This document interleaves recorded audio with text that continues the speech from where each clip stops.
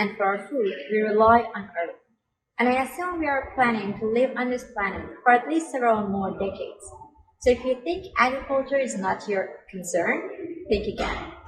My name is Mina, and I want to tell you that the face of agriculture is changing.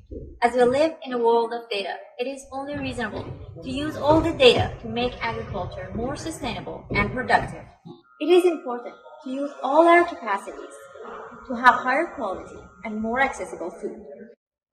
With this goal in mind, I and my friends have founded Cabook Solutionology to merge aerospace technology, artificial intelligence, and agriculture sciences to introduce solutions to the farming industry that are environmentally friendly and help our growers to have higher quality and higher quantity crops. My farmer grandfather would never think that a flying drone over his field could give him insights in minutes that he would need hours to collect.